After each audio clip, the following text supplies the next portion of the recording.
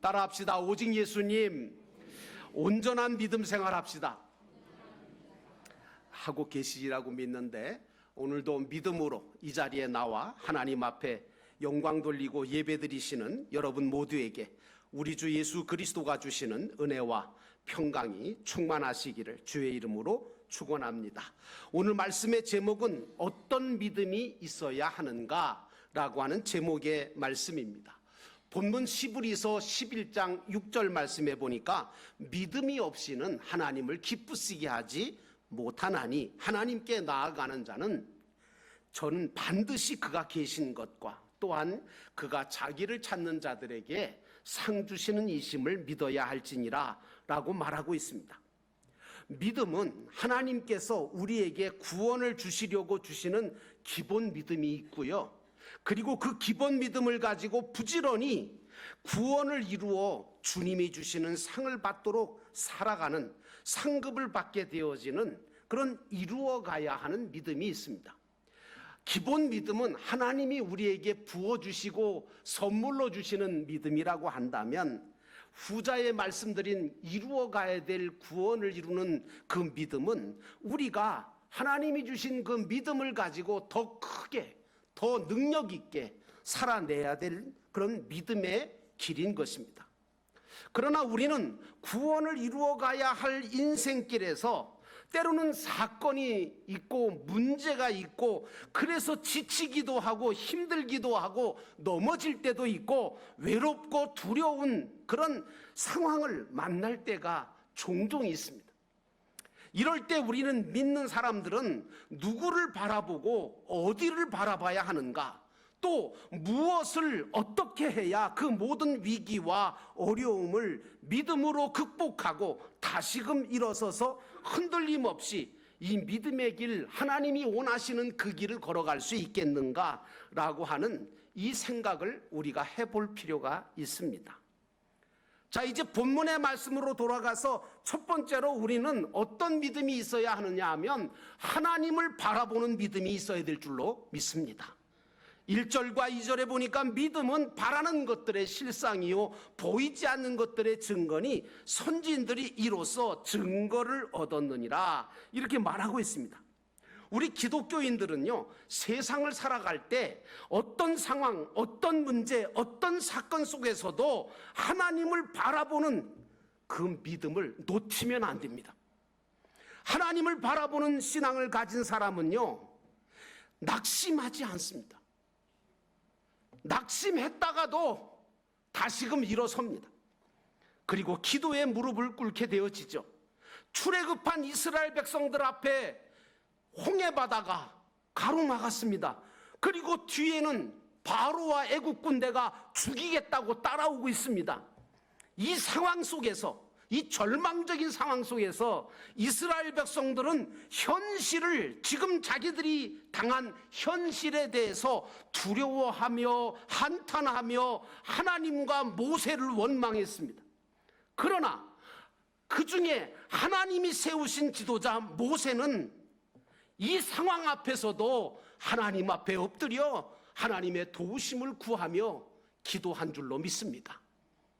그 한 사람 때문에 역사는 일어납니다. 바벨론의 포로로 붙잡혀갔던 다니엘이 하나님 앞에 예루살렘을 향하여 문을 열어놓고 하루에 3번씩 기도함으로 그들이 정한 법을 어겼다고 굶주린 사자굴에다가 다니엘을 집어던졌을 때, 다니엘은 그곳에서 무엇을 했을 거라고 여러분 상상이 되십니까?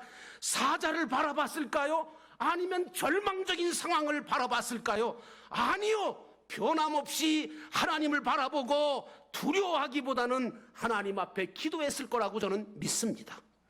사랑하는 성도 여러분, 하나님을 바라보고 기도하는 자가 되시기를 주의 이름으로 축원합니다.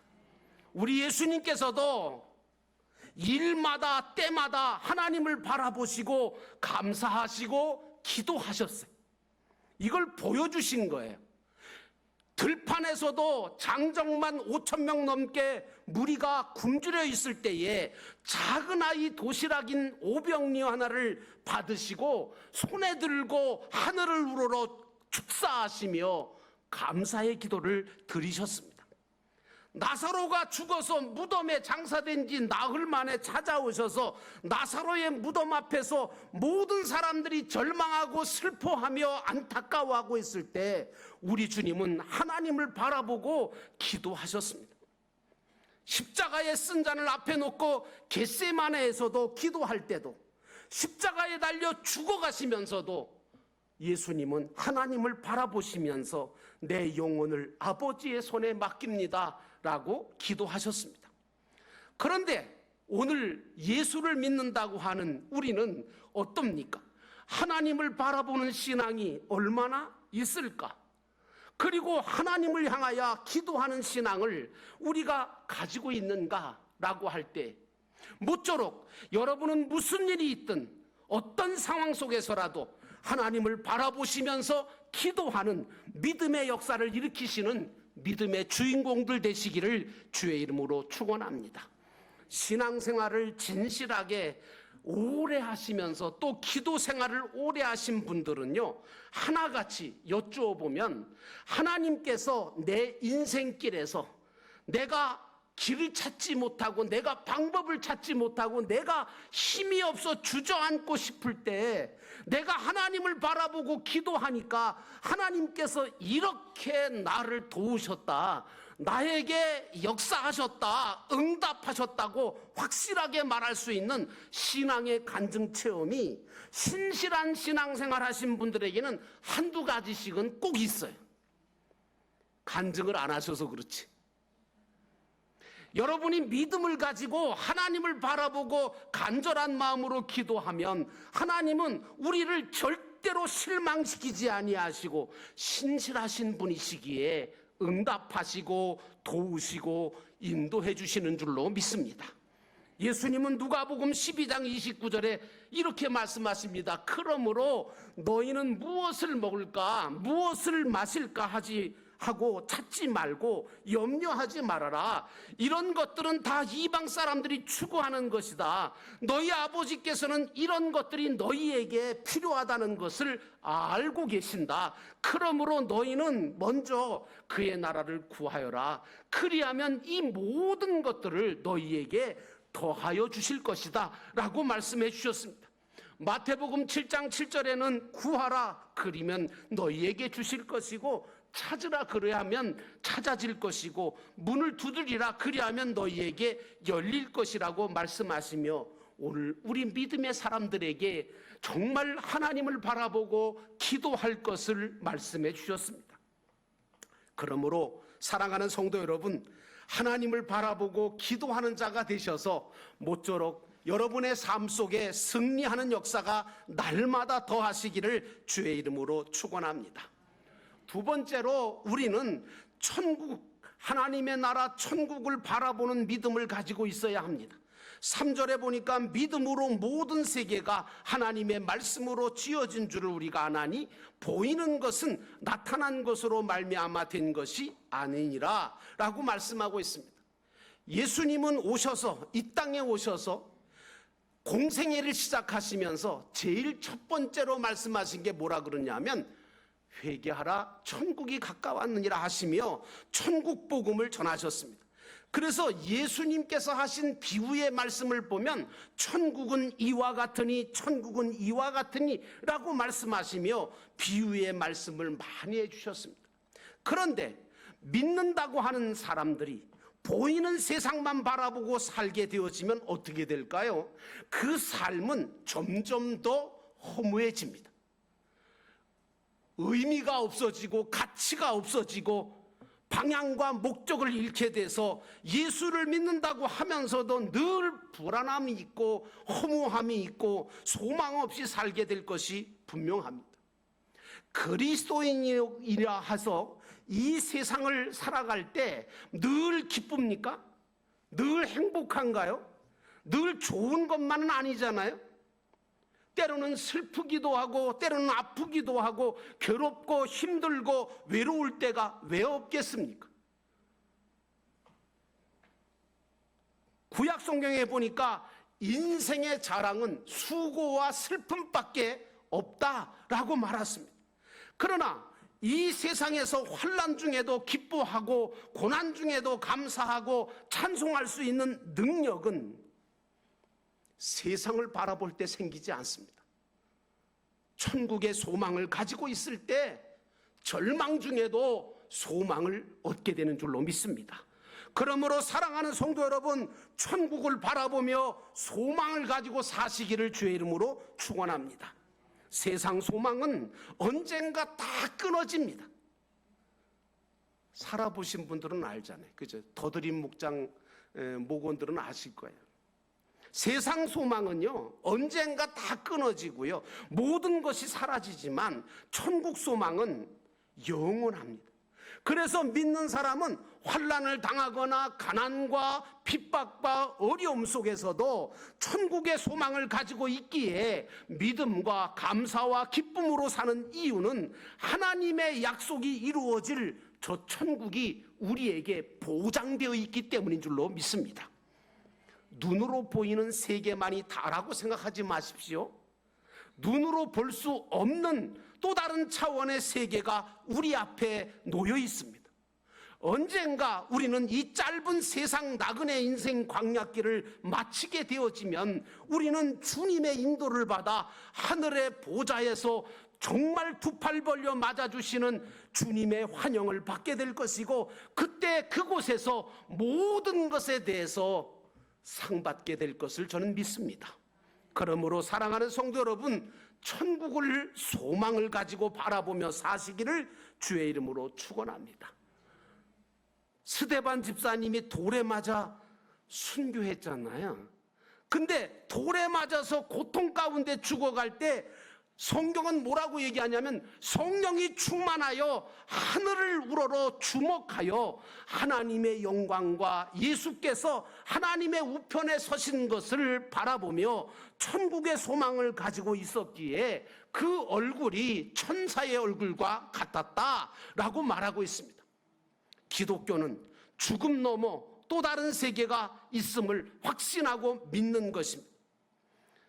이화여대 총장을 지내셨던 고 김한란 박사님은 자기가 죽을 때가 가까웠음을 알고 많은 사람들에게 뭐라고 얘기하냐면 이렇게 말했습니다. 내 육체가 떠난다고 해서 나를 죽은 사람 취급하면서 슬픈 장례식을 하지 말아라. 오히려 풍성하고 화려한 승리의 길을 가는 나를 환송해주는 천국 환송 예배를 드려달라. 신나는 음악회로 내 장례식을 만들어 달라고 유언을 남겼습니다. 그러기에 그의 장례식은 우리 송가대가 언젠가 한번 칸타타 할 때 불러줬던 할렐루야라고 하는 이 합창을 부르면서 그 장례식이 장엄하게 기쁨으로 치러졌습니다. 사랑하는 성도 여러분, 우리는 세상을 바라보는 자가 아니라 천국을 바라보며 소망을 가지고 살아가시는 천국 백성이라는 것을 잊지 않으시기를 주의 이름으로 축원합니다. 마지막으로 말씀대로 순종하는 믿음으로 살아야 합니다. 누가복음 5장 5절에 보니까 시몬이 예수님을 만나서 뭐라고 얘기합니까? 선생님, 우리들이 밤이 새도록 수고하였지만 잡은 것이 없습니다. 그러나 말씀에 의지하여 내가 그물을 내리겠습니다. 그때에 수많은 고기들이 잡혔죠. 여러분, 왜 교회 오면 또 우리 주님께서도 우리에게 자꾸 말씀대로 살아라, 말씀대로 살아보라고 강조하는지 아십니까? 그게 그냥 강조하는 게 아닙니다. 여러분, 하나님의 말씀이 어떤 말씀입니까? 천지 만물을 지으신 말씀인 줄로 믿습니다. 하나님의 말씀을 따라서 산 자들은 그 삶에 기적이 수없이 일어나고 하나님의 은혜와 복이 임하기 때문인 것입니다. 노아가 말씀대로 방주를 만들었습니다. 사람들은 뭐라 그랬습니까? 아니, 이렇게 쨍쨍 햇빛이 나고 이렇게 날씨가 좋은데 무슨 비가 오고 홍수가 난다고 그러냐? 너 그거 지금 하고 있는 게 그 비현실적인 노력 아니냐? 하고 다 비웃었습니다. 그러나 노아는 하나님의 말씀을 믿었습니다. 그래서 그 말씀대로 방주를 만들었고 결국은 홍수가 심판이 시작이 되니까 다 죽었지만 자신과 8식구와 그리고 방주에 태운 모든 동물들은 살았던 겁니다. 아브라함은 말씀에 순종하여 즉시 고향을 떠났고 심지어 100세에 낳은 아들 이삭까지 번제물로 하나님 앞에 바치려고 했던 사람입니다. 하나님은 그 순종의 믿음을 보시고 말씀대로 하려고 하는 그 아브라함의 순종을 보시고 아브라함을 믿음의 조상으로 삼으셨을 뿐만 아니라 그의 인생에 놀라운 축복을 허락하셨고 자기뿐만 아니라 대대로 그 믿음의 축복을 그 가문과 가정이 받게 되었습니다. 사랑하는 성도 여러분, 이와 같이 하나님의 말씀에 순종하면 믿음의 복을 받고 결코 손해보지 않습니다. 성경을 읽다 보면 수많은 믿음의 사람들이 하나님의 말씀을 따라 믿음으로 순종했을 때 갖가지 기적과 표적을 보게 되었다는 것을 성경은 우리에게 이야기해 주고 있습니다. 여호수아가 난공불락의 요새 여리고성을 어떻게 무너뜨렸습니까? 말씀에 의지하여 순종함으로 무너뜨렸습니다. 다른 사람들이 뭐라 그랬을까요? 저것들은 미쳤다고.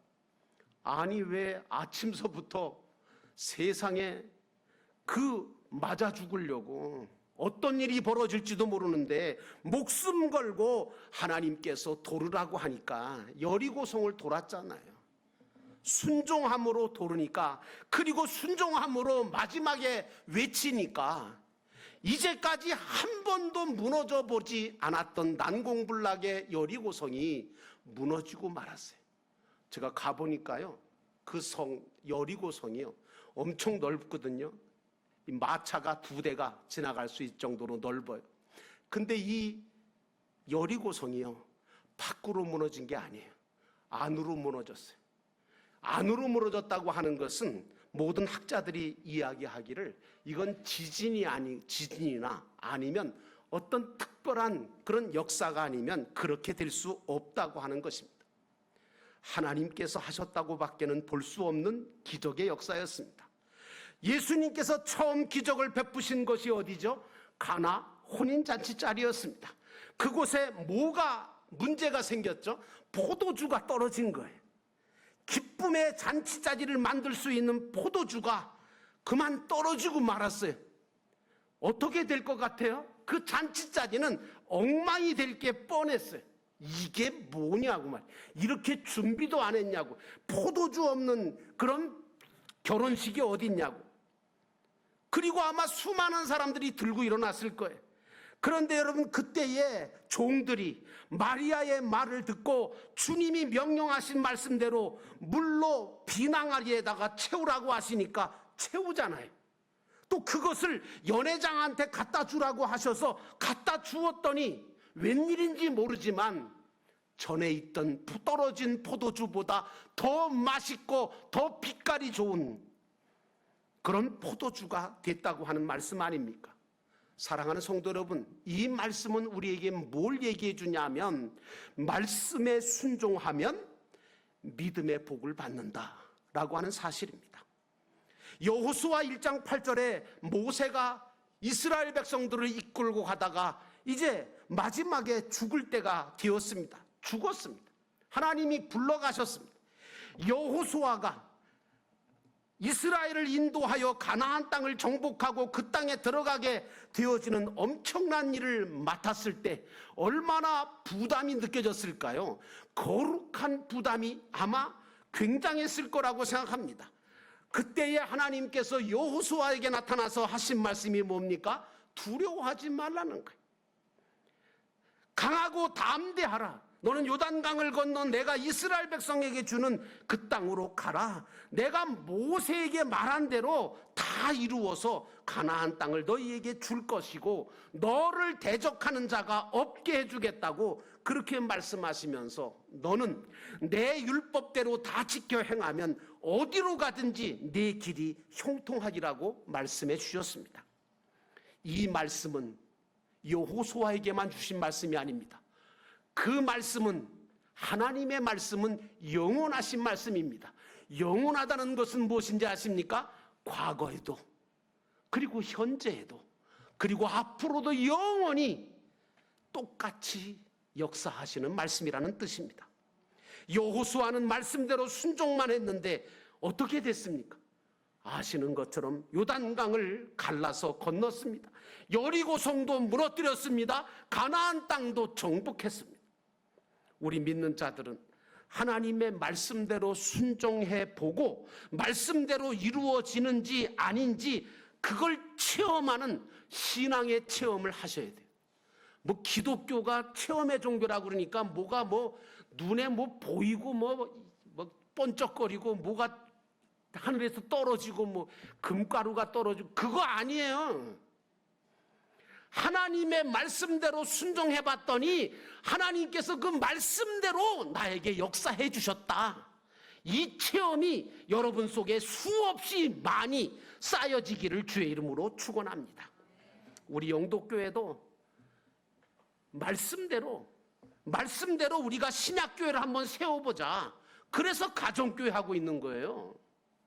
말씀대로 할 때에 하나님은 놀라운 기적을 행하실 것을 믿기 때문입니다.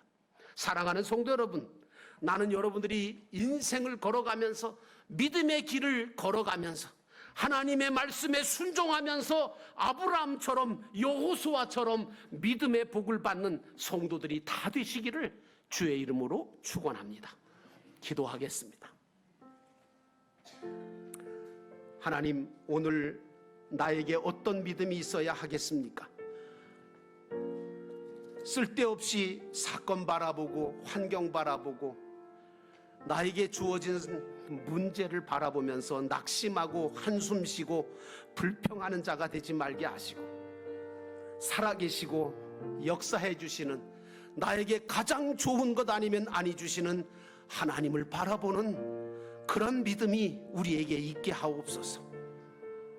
세상, 사람 다 우리에게 정말 실망감을 주고 허무함을 주는 세상을 바라보는 그런 어리석음이 있지 않게 하시고 영원한 소망, 저 천국을 바라보는 믿음을 가지고 살게 하옵소서. 살아계신 하나님의 말씀, 그 말씀대로만 살면 하나님께서 우리에게 복 주시겠다고 하신 그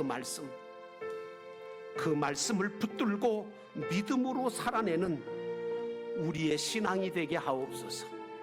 이 결단하며 하나님 앞에 결단의 기도를 우리 함께 마음속으로 하나님 앞에 기도하겠습니다.